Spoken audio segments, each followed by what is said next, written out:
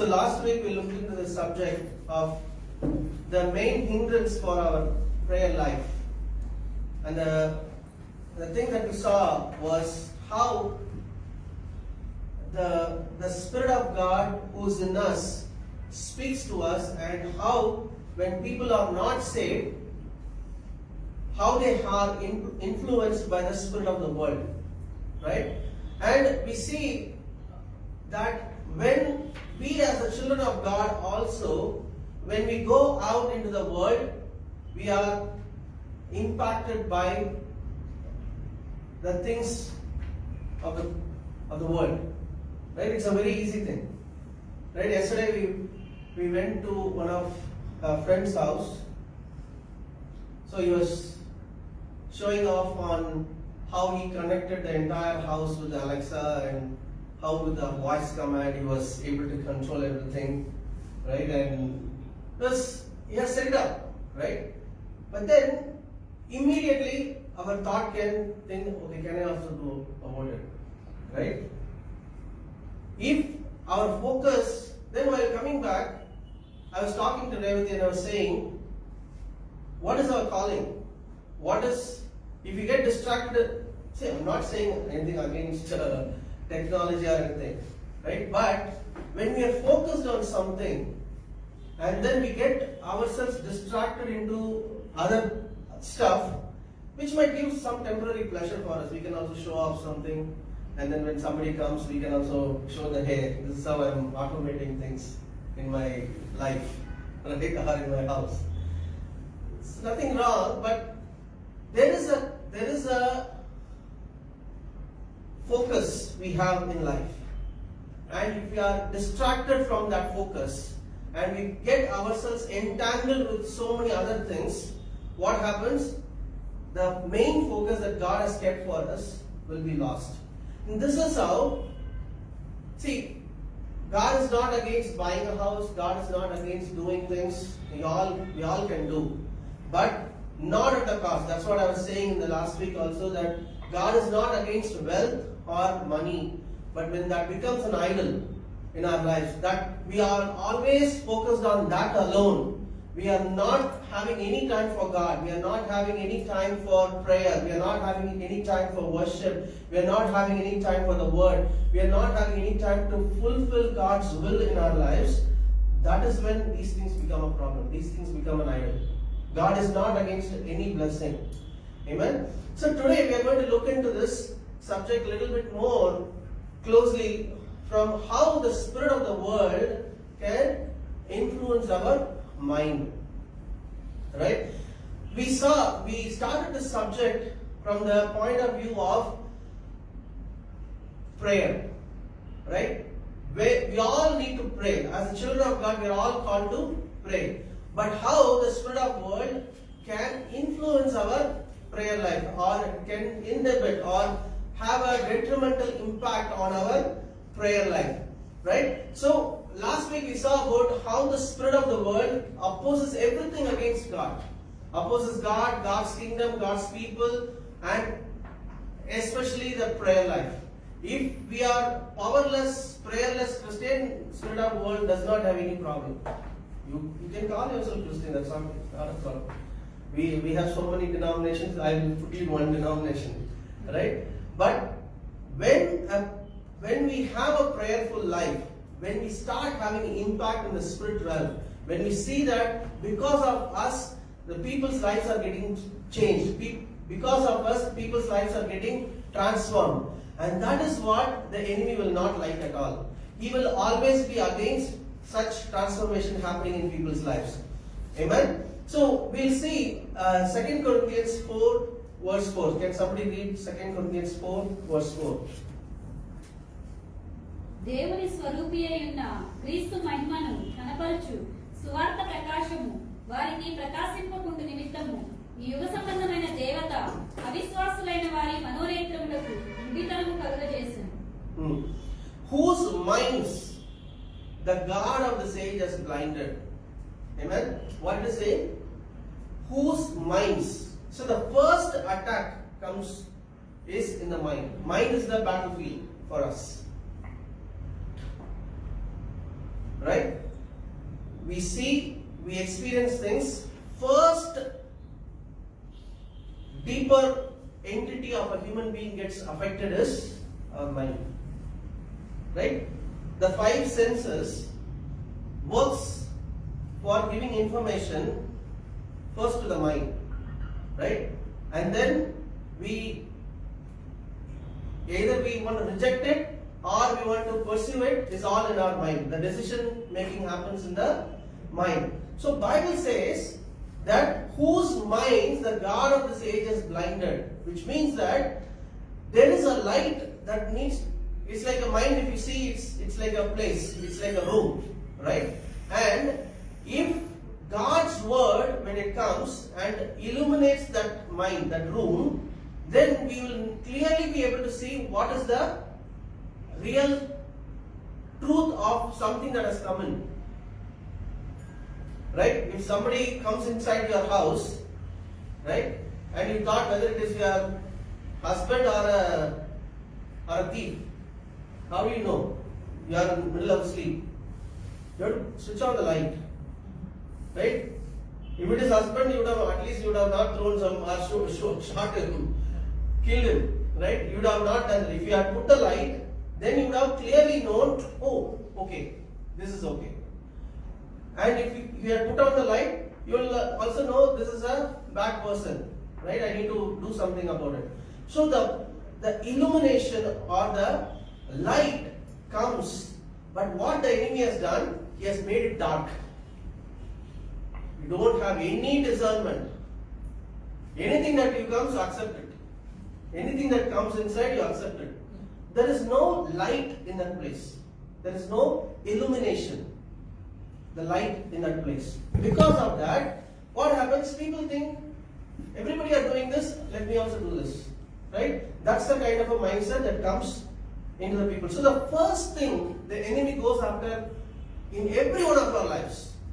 Right? Yesterday, if I had taken this, okay, let me do it, man.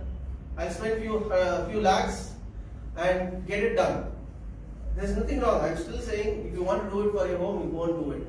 I'm not against, but for me to focus on certain things, if that is going to be an inhibiting factor, I cannot spend time on it. Already I'm stretched on work, and the weekend we have to pray and then prepare for message. In this I may try to pull in on another work. Sunday morning I have to come and sleep here only. Right? So there is a calling, there is a purpose for each and every one of us, and when we are not discerning that properly, then we go with the world. So people today, when they think that today, if you see after the pandemic, the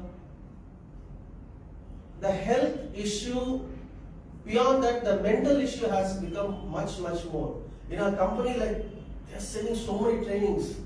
You attend this for mental health, right? And you attend this, and we will give you 5 days extra holiday. Go and enjoy. We'll make you. All this mental problem has come. We have seen last year Sushant Singh Rajput, who after becoming so famous, suddenly committed suicide, right? So we see that when people are bogged by certain depression, they don't take it as something that is spiritual.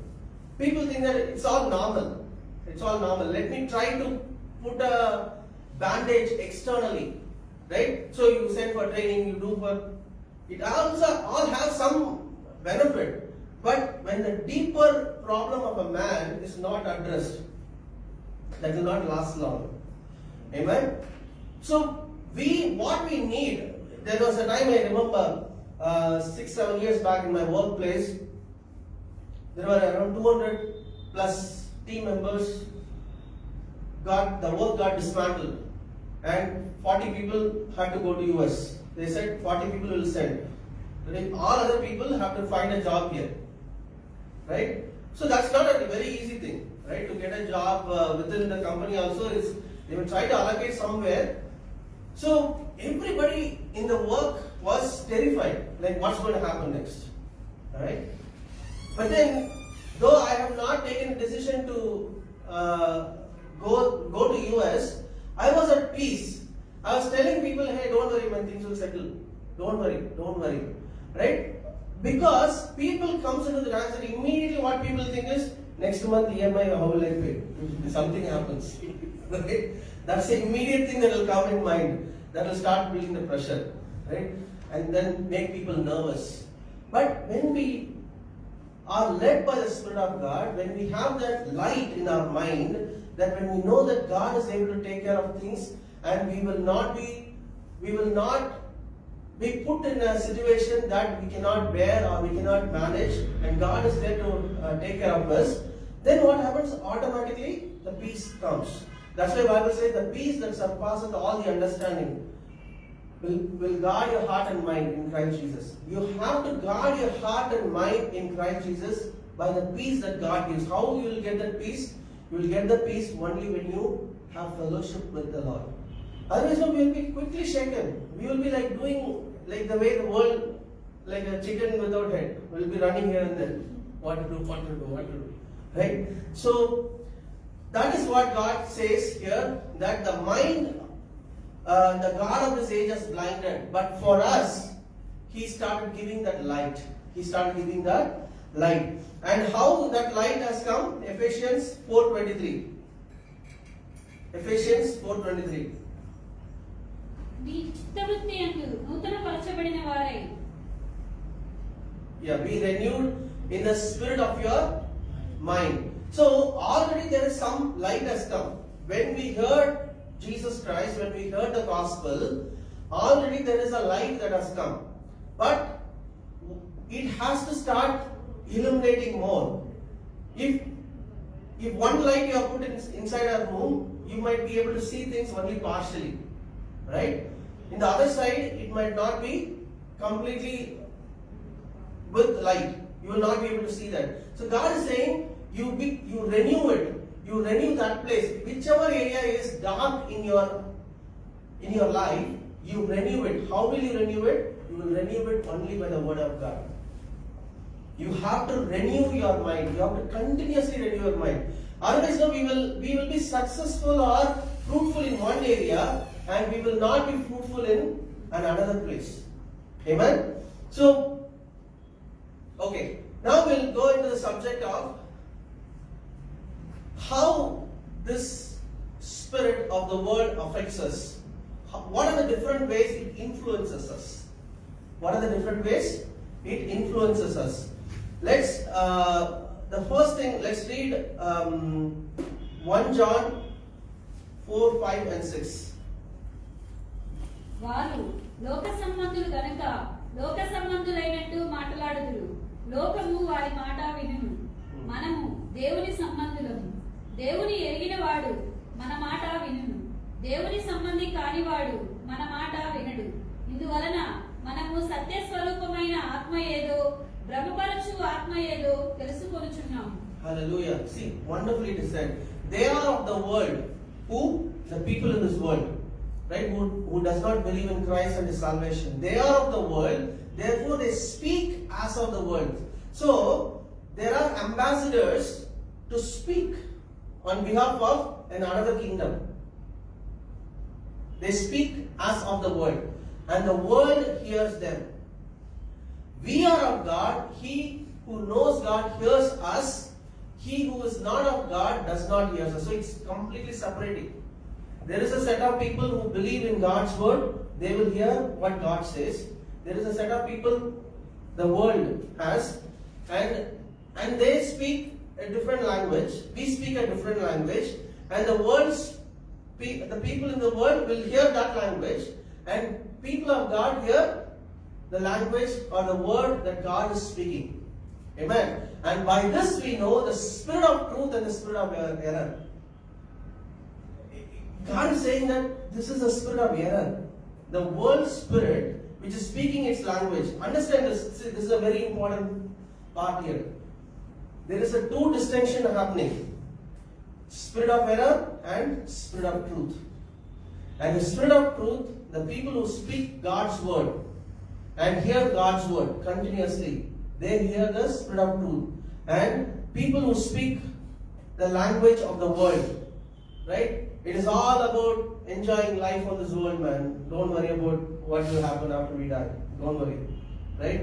You fulfill the pleasures. Whatever one of the key term you see in Hollywood music is do what thy will. What is that? Do what thy will. Whatever you want to do, whatever you will, you do that. Right? You fulfill the pleasures of life. Satisfy it. That's why it says lust of flesh, lust of eyes, and pride of life. And that is not of the Father, but is of the world. Right? So, there is a distinction that is happening. Spirit of truth and spirit of error. And then, but the problem for us, the believers, is we are in both the places, unfortunately. Right? We cannot avoid. See, as I said, we cannot avoid because, as I said, like yesterday I had gone, he invited us for a lunch in a loving way. We cannot say, I will not go. Then when you go there, you will have to see different things there. Obviously, you have to see. You cannot say, no, I will close my eyes, I will not see anything. I will come blind and I will go blind. No. You have to see. So, there will be an influence that will come. There will be an influence that will come. Right? Now it is your call on what to do after this. Yeah, you might have money to do that. There's nothing, it's not about, if you don't have money, you will keep dreaming about, okay, it will not work. You might have money also, but still you might not want to do it because it's unnecessary, it's a distraction. Why I should do it? Right? So there is a decision making that comes in your mind. You take that call. You take the decision. Right? So we hear the word of God on Sundays in the church, and then the rest of the days we go to the world, we get influenced by the world. Right? So we constantly get bombarded from both the sides. Every day in our life, we are constantly bombarded. Amen. And because of that, we struggle. Right? In 1 Kings 18:21. Read 1 Kings 18:21. ఏలియా జనులందరి దగ్గరకు వచ్చి, ఎన్నాళ్ల మటుకు మీరు రెండు తలంపుల మధ్య తడబడుచుందురు? యెహోవా దేవుడైతే ఆయనను అనుసరించుడి, బయలు దేవుడైతే వారిని అనుసరించుడని ప్రకటన చేయగా జనులు అతనికి ప్రత్యుత్తరముగా ఒక మాట అయినను పలకకపోయింది. Who are these people? Israelites, like us, right? They are worshipping God, going to the temple and worshipping Him also. They are also building their own high places. That's why if you read in Old Testament, it all talks about high places. They go there and worship other gods also, right? They do both, right? And Elijah was confronting them and then saying that how long you falter between two opinions. If the Lord is God, follow Him. If Baal is God, follow Him. Right? These people are all quiet. They don't know what to say. Right? So,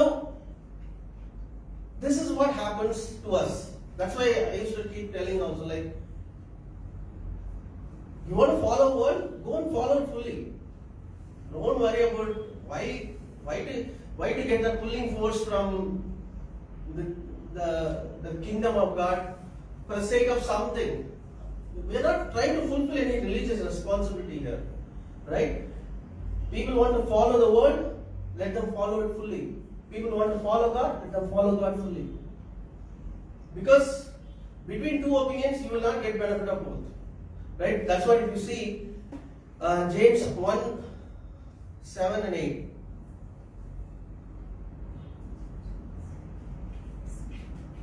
అట్టి మనుషుడు విమనస్కుడై తన సమస్త మార్గముల యందు అస్థిరుడు గనుక ప్రభు వలన తనకు ఏమైనను దొరుకునని తలంచుకొనరాదు. For let not that man suppose that he will receive anything from the Lord. He is a double-minded man, unstable in all his ways. This double-mindedness is equivalent to not following the Lord. God is saying that if a double-minded person is asking anything, having half heart in the word of God and half-hearted the word, he will not receive anything clear from God. We have to be resolved and say, Lord, if it is your will, let it be done. God looks into our hearts. Right? God looks into our hearts, and he wanted us to be stable and not being unstable. If you see Psalm 119, 13. 12 and 13. 119, 12 and 13. 112 and 13. 112 and 113. Psalm 119, 112 and 113.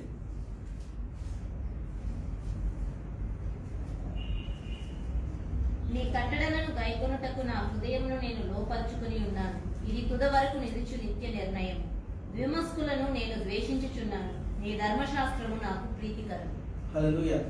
I have inclined my heart to perform your statutes forever to the very end. I hate the double-minded, but I love your law.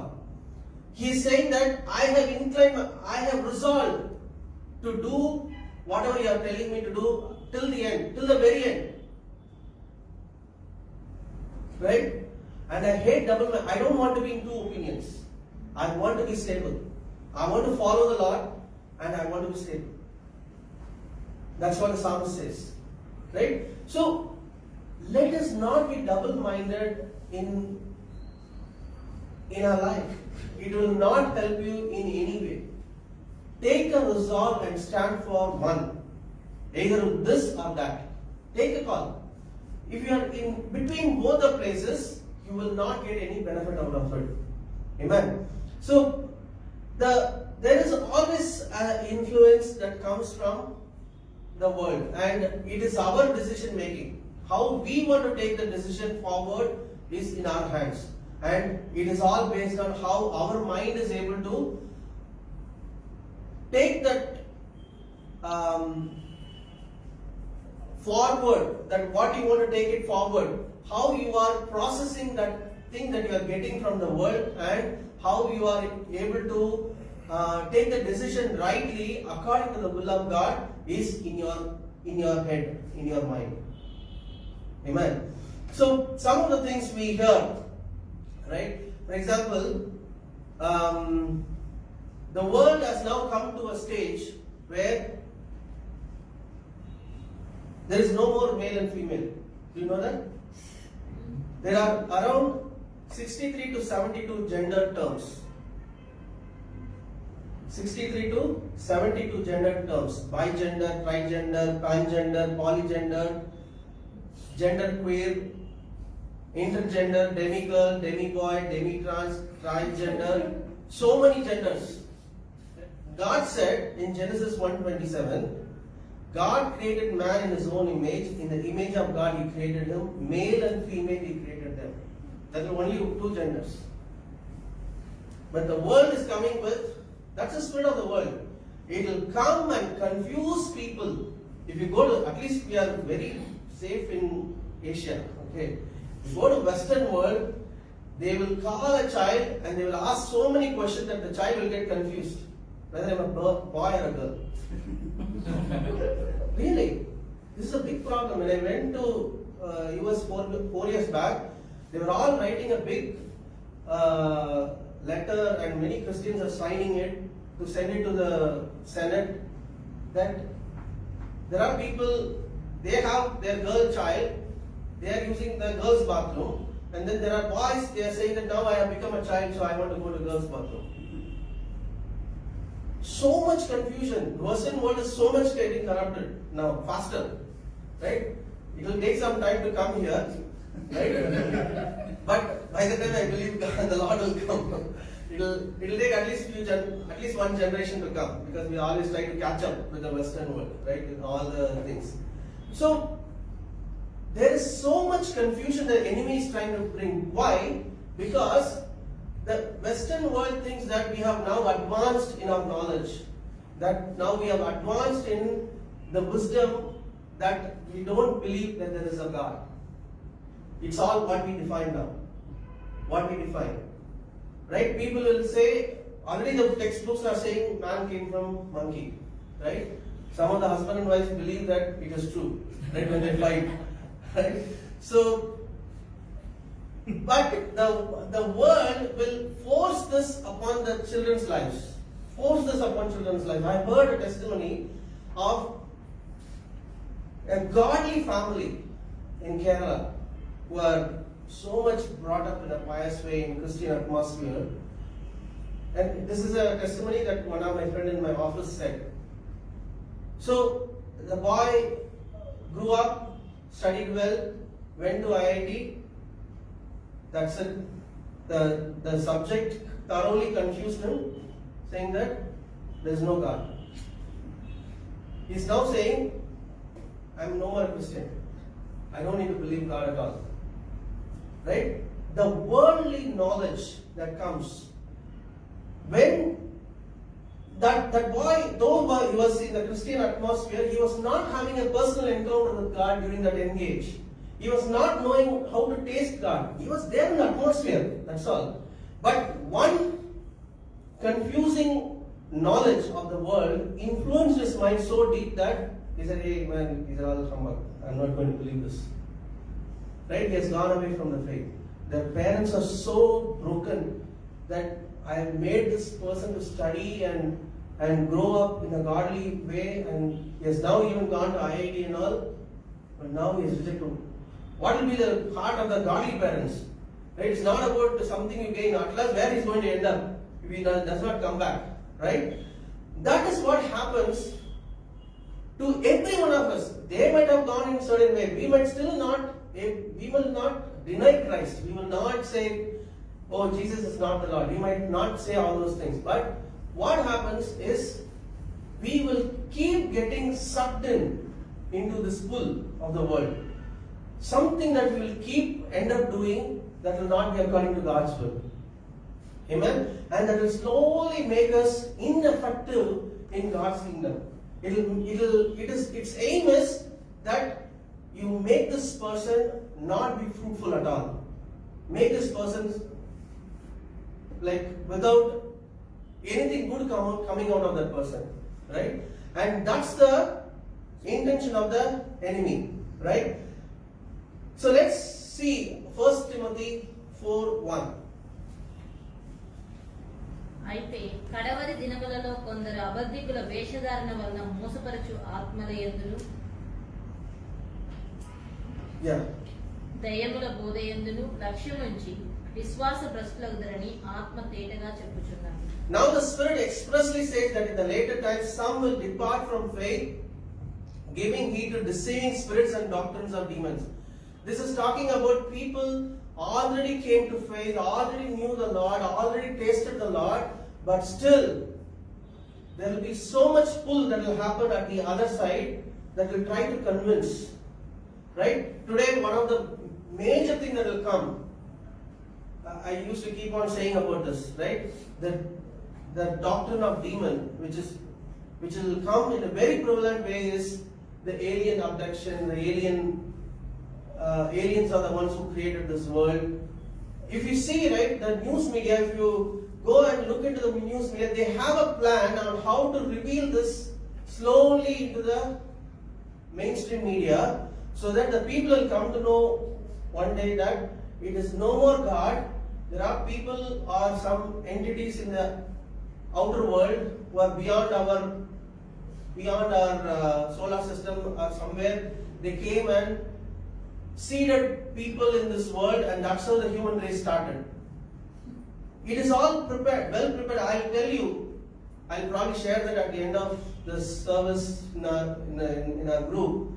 There are so many things that are prepared for man to get deceived.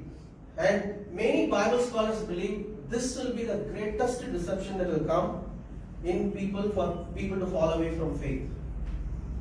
People will believe that there is extraterrestrials, aliens and other entities outside the system which has somehow seeded mankind many millions of years back, and that's how man came from monkey to so and so, right? People will believe that. They will not believe that God created heaven and earth and God created human beings.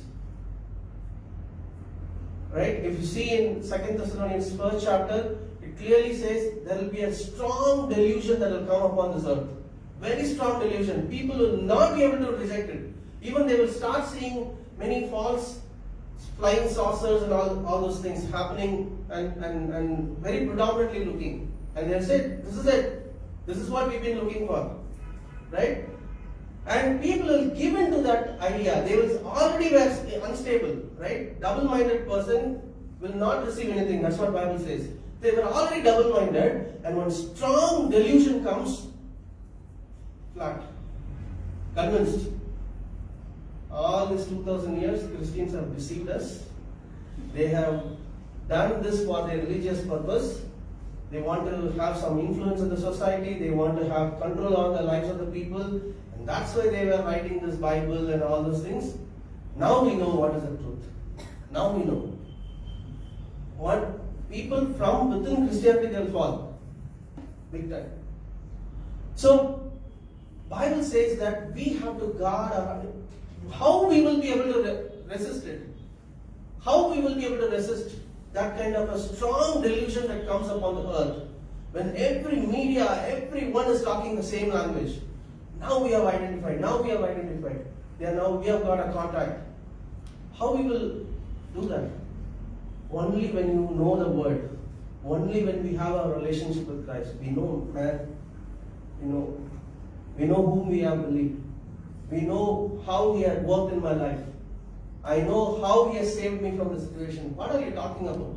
Something that is external to me. I have Him in my heart. You cannot take that away from me. Right? That is the one which will guard you and protect you and save you till the end. Otherwise, there will be so many convincing things that will come in this world to distract us and take us away from faith. Amen? So that's why in 1 Peter 1:13, read 1 Peter 1:13. కాబట్టి మీ మనస్సు అను నడుము కట్టుకొని నిబ్బరమైన బుద్ధి గలవారై యేసుక్రీస్తు ప్రత్యక్షమైనప్పుడు మీకు తేబడు కృప విషయమై సంపూర్ణ నిరీక్షణ కలిగి ఉండుడి. Therefore gird up the loins of your mind. See again, if you see all these verses talks about mind. It is saying that be sober, be vigilant. Know what is the truth. Gird up your loins means like be ready. Right? You be ready like for a battle. If anybody says something, you are not, oh, whether this is true? No. You know, this is not true. I can prove it from the Bible. I can prove it from my own life. We need to have that kind of a strong conviction in our heart and our mind that we are not shaken by anything that people say in this world. Amen. Because the world, the spirit of the world always targets the people who are vulnerable. Right? The enemy always, the lion always goes after the weak. Right? If it goes behind, I was seeing one small video that day. A big bull with so much big horns. He was throwing that lion like anything. It was like scooping the lion and throwing it. Right? But then the lion found and went after and attacked a calf. Very small one. Which was not having any strength, no horn grown. Right? And killed and then taken it away. Right? The enemy will always go after the weaklings who are not strong, who can be stabilized very easily. That's why Bible says, do not be double-minded. Either if Jesus is Lord, follow Him. If Baal is Lord, the world is the Lord of our life, follow it fully. Don't be double-minded. You will not see any advantage out of this. Amen. So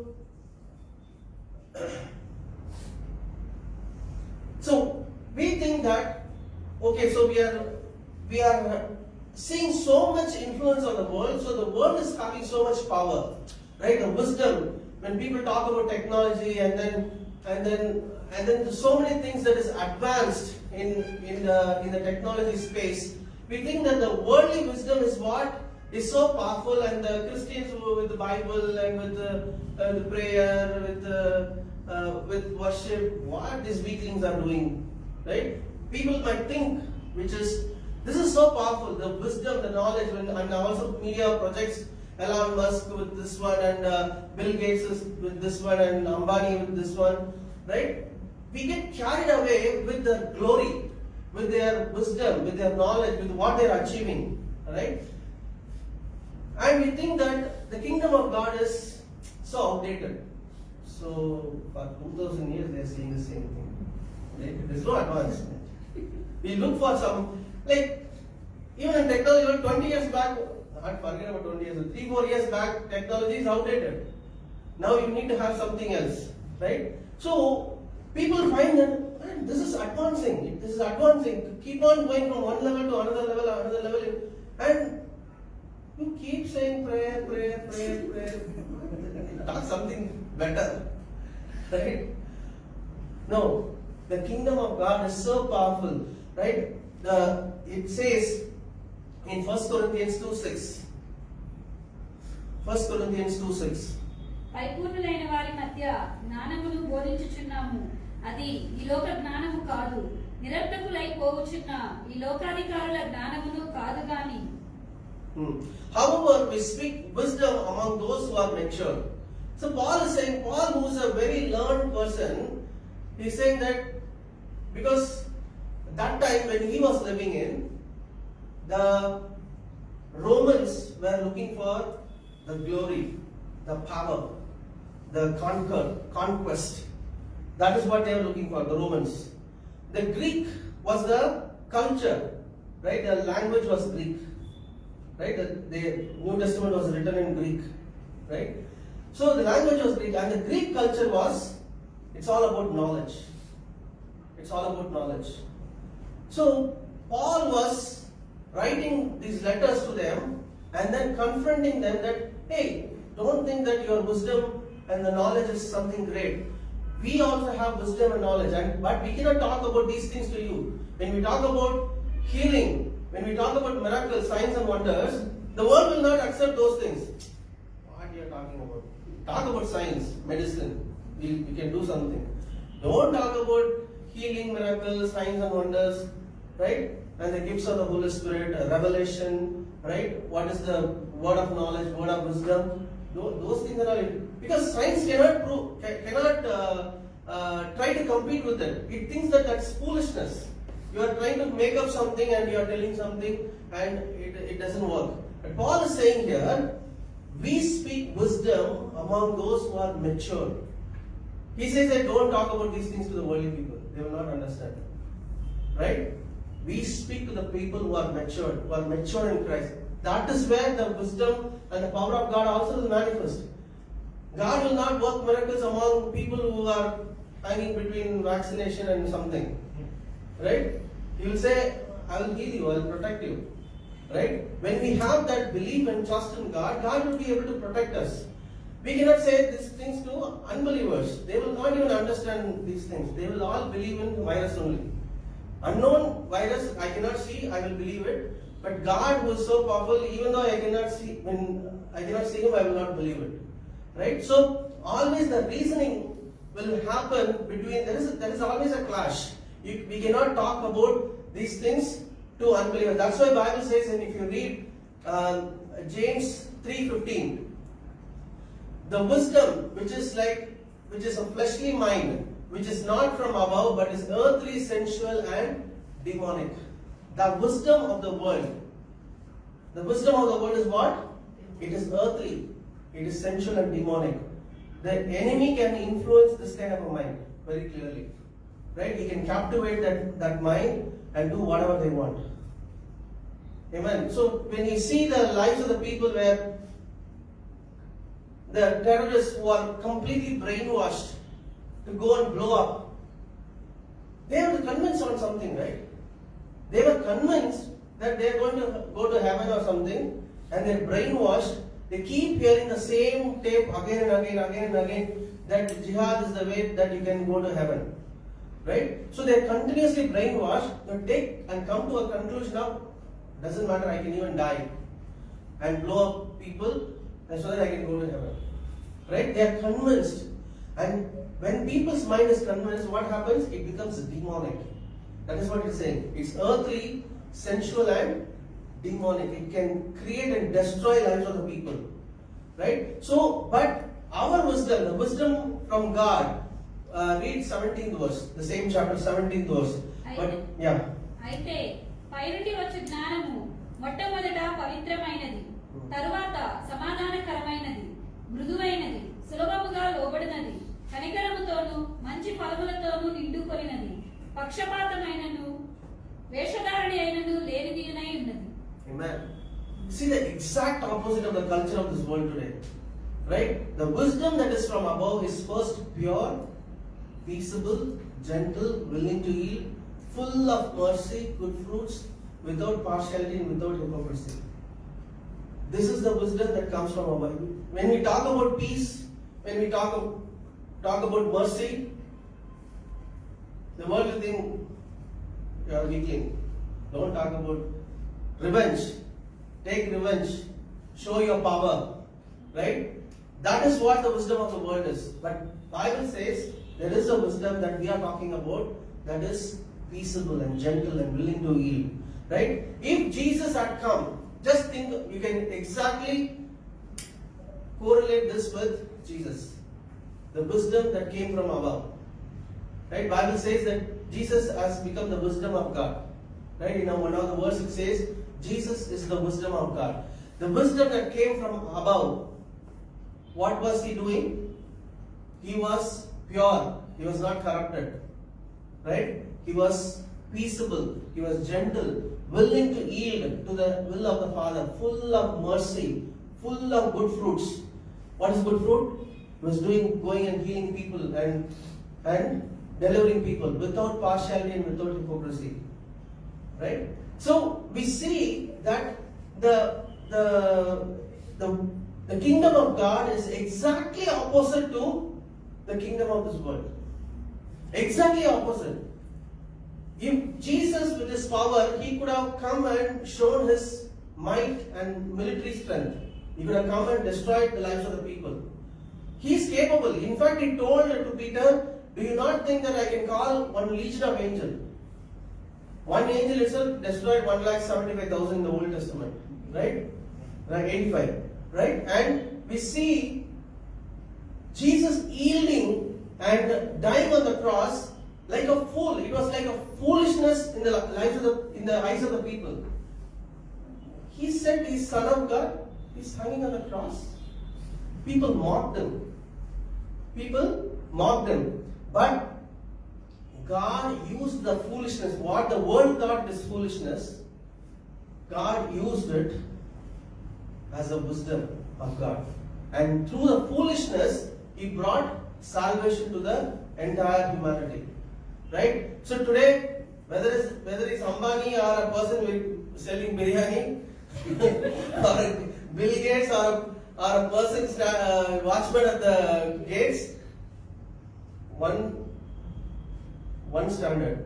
If you believe in Jesus, you are saved. I don't have any partiality. Because you come with few $1 billion, I'm not going to show partiality. That's what it says, right? Without partiality. No partiality. We cannot stand before God with, oh, I have this much money, so please give me an entry ticket into, like people go to in Tirupati, right? They give money and then they get the first entry. That guy was giving an interview. He was clearly saying, so that guy, the person from the press is asking, like, you guys take money and then allow people to go and see the darshan very quickly. It is wrong. He was clearly saying, we are here for that only. We want to take money. You cannot give money, right? We want money.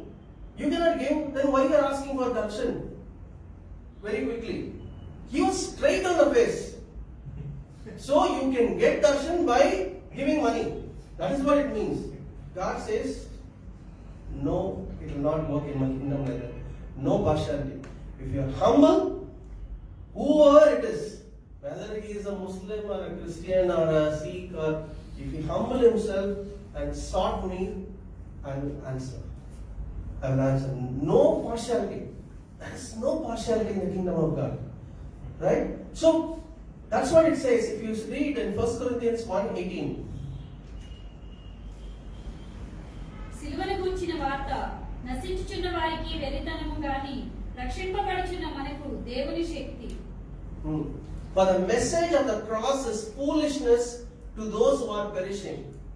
When we talk about, hey, Jesus died for you on the cross, repent and come into His kingdom, people say, what? Foolishness.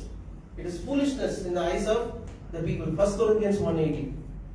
For the message of the cross is foolishness to those who are perishing, but to us who are being saved, it is the power of God. The cross is the power of God. Cross is the biggest offense for the world. Right? We can say anything, but when you say about cross, people will get offended. No, don't bring religion. Don't bring religion.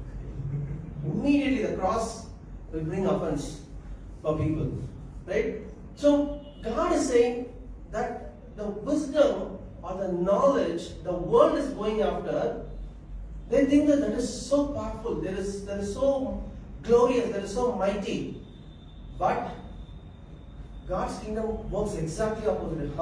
Humility, humbleness, seeking His face, and then the power is manifested. Right? And even that power is so mighty. I was just thinking about this few weeks back. The whole world, the history of the whole world revolved around the nation of Israel. It was like, it's a marvelous thing. There's so many people in this world. And we are seeing and looking into the subject of God versus gods. Right? And they're all powerful entity controlling the nations. But when you read the Old Testament, you can see everything, every historical things that are happening is all around the nation of Israel. God is telling about these many kingdoms will come. He's giving that prophecy to Daniel, and he's telling these many kingdoms will come after this. And you will be like this in these kingdoms. So it is like the power of God, though these entities are controlling these nations, different nations. That's why I request you to come for Bible study. We are going to look into some of the deeper things of how the nations were controlled by different gods who are the chief princes. If you see in Daniel, one of the angels says, I have to now go and fight the prince of Persia. I have to now go and fight the prince of Greek. Right? They are all controlled by different princes or kings or gods. Right? But God being even above those things, He is, in spite of this mess, in spite of the mess that the people or these gods have created, still He is navigating the life of church and the Israelites among this chaos. He is navigating it. They are coming against it to kill and destroy Israel. Many times they come against Israel. Even 1948, when they came against Israel, it was like whole Arab world was coming to crush the nation of Israel. They defeated everybody. Right? It was all not natural. If God has not played the role, it cannot happen. The nation of Israel would have been already thrown out from the history of the mankind. Right? So we can see here the wisdom of God, in spite of the mess the man and the humankind and the gods have created, or the fallen ones have created, still He is navigating the church. Still He is bringing people to salvation. Right? Though there is so much influence in the Muslim world and in the places where He cannot preach the gospel, still people are coming to Christ. You go and read about the people coming to Christ in China. China is one of the very hardest country to preach the gospel. It is the place where people are coming in leaps and bounds. Millions of people are there who have come to Christ. Where so much power is exerted against them, they are exploding. And how it's not by physical fight they are exploding. With humility. They are getting the beatings, they are arrested, they are put in jail, but still the gospel is spreading there. Big time. That's the wisdom of God. No wisdom in this world can stop that wisdom. So that's why Paul says, we speak wisdom among the mature. Don't think that these are all will last forever. That's what Paul says. If you read 1 Corinthians 2:6. పరిపూర్ణులైన వారి మధ్య జ్ఞానములు బోధించుచున్నాము, అది ఈ లోక జ్ఞానము కాదు, నిరర్ధకులై పోవచ్చున్న ఈ లోకాధికారుల జ్ఞానములు కాదు గాని. Right? What it says? However we speak wisdom among those who are mature, yet not the wisdom of this age, nor the rulers of this age, who are coming to nothing. God said, you are big zero before me. You can do whatever you want in the time that is allocated for you, but at last it is coming to nothing. It's coming to nothing. Amen. Zero, big zero. In God's eyes, do whatever you want. And my wisdom, I can still navigate among your opposition. I can do. And He has done it. He has done it. They came against Jesus and they thought, let's kill Him, destroy Him, so that He will not preach. Right? Killed Him, made a mockery of Him, put Him on the cross, put Him in the tomb. He rose again on the third day. That's the wisdom of God. No power or strength can overcome God's power and wisdom. But it will all work in a very humility, in humbleness. It will not try to show the power like a way, hey, let's go for a fist fight. No, it will work differently. It will be so marvelous. Bible says the heavenly kingdom is watching what God is doing. See, we witnessed for 30-40 years after we get saved, and then we all gone, right? But the heavenly spirits or the angels, they don't die. They walk and see the history of humanity in every generation. How God is doing these things in every generation, and they marvel. Oh my God. The way He can navigate things among a chaos and still bring people to Christ and salvation, they marvel and worship God. Only You can do it. Without strength, without military strength.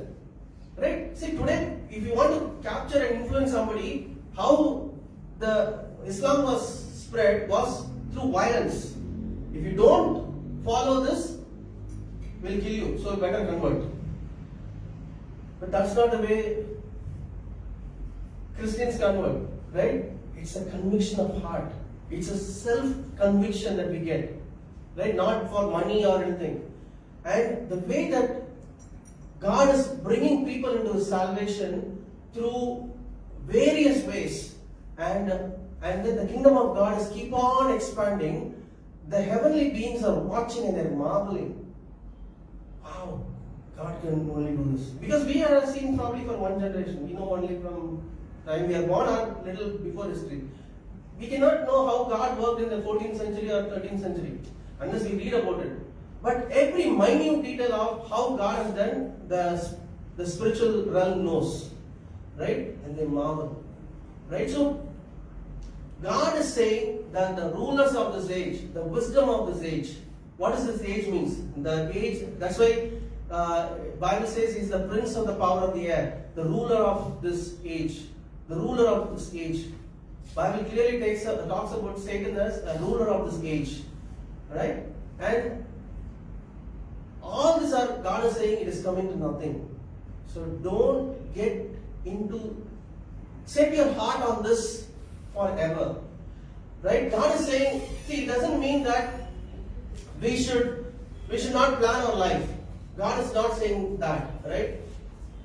If you want to buy a house, if you want to get a car, you want to go and get married, right? Do all those things. But do that in the will of God. Right? If you want to buy a house, ask the Lord, let the house that I'm buying be used for Your kingdom. Let Bible study happen. Let worship happen. Let the fellowship happen. When you put God first, then God is pleased.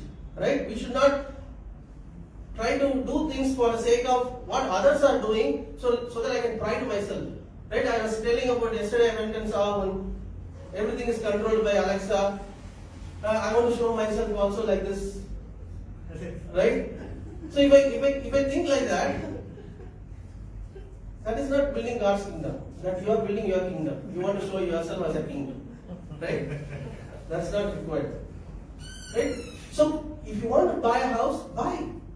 Build a good house. Buy it. Use it for God's glory. Enjoy that house. God gives everything for us to enjoy. Right? It is not that God wanted us to become a sannyasi and then keep praying one corner. No. Enjoy the thing that God is giving. Right? But use it for the kingdom of God. When you want to get married, right? Many youngsters want to get married. Ask the Lord, it's not because that I want to marry Aishwarya Rai or Arvind Swami or somebody. No, not like that. I want to marry a girl according to your will, so that from us a godly generation will come that will proclaim your praises, that will proclaim your wisdom in the generation that they are living in. Not for myself to parade myself that I married a beautiful, handsome guy and a beautiful girl. No. Not like that. It's all, when we do that, right, that's how the worldly people are also doing. Right? God does not want us to do like that. Right? Everything we can give glory to God. In every blessing that God is giving us, we can give glory to God. For that, our mind has to be renewed. Like it says in Romans 12:2. We'll quickly close. మీరు ఈ లోక మర్యాదను అనుసరింపక ఉత్తమమును అనుకూలమును సంపూర్ణమునై ఉన్న దేవుని చిత్తమేదో పరీక్షించి తెలుసుకొనున్నట్లు మీ మనసు మారి నూతనముట వలన రూపాంతరము పొందండి. Amen. Do not be conformed to this world, but be transformed by the renewing of your mind, that you may prove what is that good and acceptable and perfect will of God. Amen. So God is saying, do not be conformed to this world. You and us, they are different. They speak their language. They are brand ambassadors for their stuff. You be brand ambassador for the kingdom of God. You speak God's language. Right? And the blessing that God gives, use it for His glory. And in that, you have all the joy and peace. Amen. And that's how God wanted us to have the life on this earth. So, let us not be carried away. Right? Always there is an influence, but the decision making lies with you. There will be so much distraction that will come. There will be so much influence that will come from the world. But the decision is yours. Nobody can, even God cannot influence the decision, what you are taking. If that has happened, even first day itself, when he went and touched the fruit, he would have stopped it. He will never barge in our decision making. He has respected our nature. He has respected our, you have life, you have death. Choose whatever you want. Right? God gives that option to everybody, even the spiritual beings or for the earthly beings. Everybody has option. You want to follow me, follow me. You don't want to follow me, don't follow me. I know how to do things, ultimately. Right? So, it is all in our hands. So, when we are so much bombarded with the influence of the spirit of the world, stop there. Don't be carried away by that. Take decision in the presence of God. Go to the Word of God. Read it. Renew your mind continuously. Renew your mind. One last verse I wanted you to take. 2 Corinthians 10, 3-5. 2 Corinthians 10, 3-5. మేము శరీరదారులమై నడుచుకొనుచున్నను శరీర ప్రకారం యుద్ధము చేయము. మా యుద్ధోపకరణములు శరీర సంబంధమైనవి కావు గాని దేవుని ఎదుట దుర్గములను పడద్రోయజాలినంత బలము కలవై ఉన్నది. మేము విపత్కరములను దేవుని కూర్చిన జ్ఞానము అడ్డగించు ప్రతి ఆటంకమును పడద్రోసి ప్రతి ఆలోచనను క్రీస్తుకు లోబడినట్లు చెరపట్టి మీరు సంపూర్ణ విధేయతను కనపరిచినప్పుడు సమస్తమైన అవిధేయతను ప్రతిదండన చేయు సిద్ధపడి ఉన్నాము. Hallelujah. For though we walk in the flesh, we do not war according to the flesh. For the weapons of our warfare are not carnal, but mighty in God, pulling down the strongholds. See, the stronghold is a place where a king goes and, or when a war happens, it is a stronghold where somebody goes and hides. Because it is very difficult to break the stronghold. That's why it is called stronghold. Right? The enemy, what he does is, he builds a stronghold, a kingdom in our mind. He builds so many structures, so many forts, right? He builds that with his spirit in our mind, and he will go and sit inside that. So it becomes very difficult to attack the enemy because he is inside the stronghold. You cannot easily attack him. But then when we pray, we have a warfare. What it is saying? For the weapons of our warfare are not carnal, but mighty in God for pulling down the strongholds. So the strongholds that the enemy has built, we can tear it down. How? Casting down arguments and every high thing that exalts it against the knowledge of God. Anything that brings. So you have a decision making in your mind.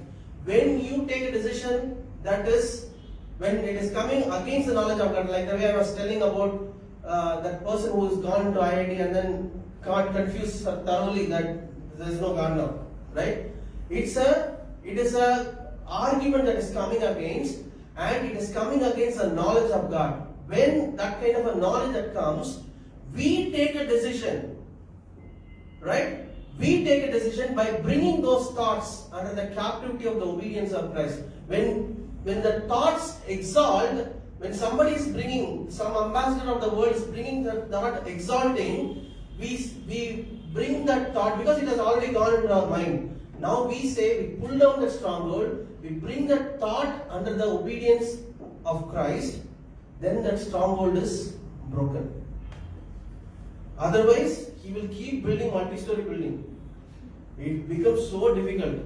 He will be so strong like a wall of China, Great Wall of China. You cannot break that. He will safely go and sit inside. It is very difficult to do that, bring him out, right? Because he wants to be safe in that place. But when we take a stand, when we bring all the thoughts which is exalting against the knowledge of God under the obedience of Christ, his kingdom crumbles. Tup, tup, tup, tup. Like the Jericho wall, right? They just praise it. Just can you think of that foolishness? It's a foolishness in the eyes of the world, right? You go around the city once, and then the seventh day you go around another 7 times or whatever, right? Then the whole wall crumbles. How? When we say this is a war strategy, everybody will laugh, right? What you are going around the city?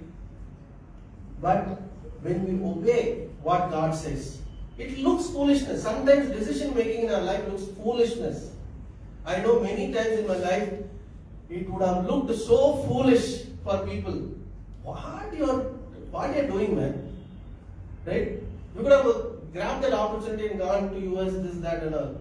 Would have looked so foolish, right? But then, when that thought came, we kept it in prayer, and then we brought that thought under the obedience of Christ, and we know now what God wanted us to do. Every thought, when it comes, bring it under the obedience of Christ. Go in prayer. Go in seeking the will of God. God will always be faithful to you. Always be faithful to you. It has been happening in that way in my life, and I know it will happen in your life also, because God is not a respecter of persons. He is the same for everyone. Amen. So, when we have that, it is so important. See, today, as I said, one day we hear the message. All the rest of 6 days we hear for more time. We hear a different message from the word. But when we have that resolve in our heart, I want to do the will of God, I want to stand for God, and that's how our mind will be continuously renewed. Otherwise, it will be difficult to take any decisions in life according to God's will. Amen. So I want the worship team to come.